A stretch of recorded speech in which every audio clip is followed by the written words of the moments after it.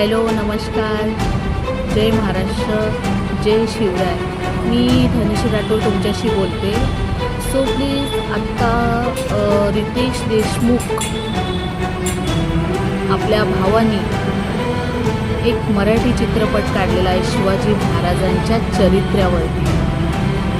शिवाजी महाराजांनी जे गोष्टी केलेल्या, म्हणजे जेवढं युद्ध केलेलं आहे त्या सगळ्या गोष्टी आपल्याला त्या पिक्चरमधून आपल्याला दाखवणार आहे.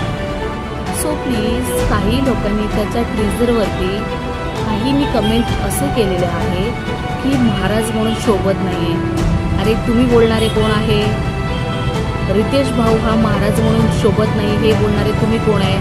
तुमची लायकी आहे बोलायची? शिवाजी महाराज हा एकच होता.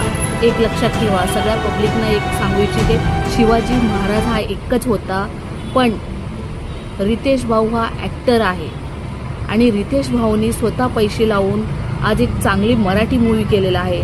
जो हिंदीच्या इंडस्ट्रीमध्ये गाजलेला हिरो आज आपला मराठी माणूस जर शिवाजी महाराजाची पूर्ण भूमिका निभवतो तर मग प्राऊड माना ना.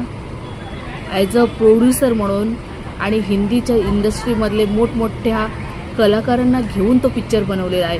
शिवाजीच्या महाराजांच्या चरित्र्यावरती जे युद्ध केलं, ज्या गोष्टी घडल्या, आपण काय काय जिंकलं, कुठले गड जिंकलं, काय झालं, महाराष्ट्र आपल्या हद्दीमध्ये कसा आला, त्याच्यावरती त्यांनी पिक्चर खूप चांगला बनवलेला आहे.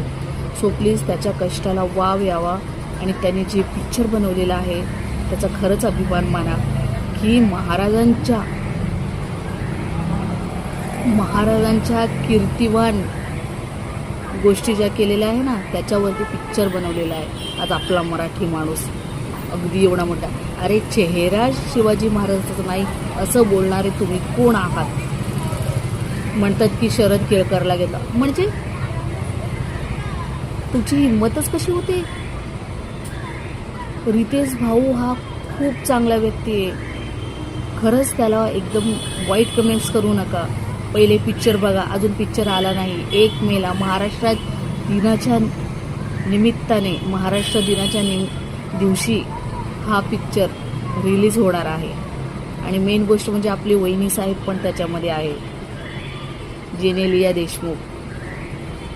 सो प्लीज कोणीही रितेश दादाला कमेंट्स करू नका वाईट.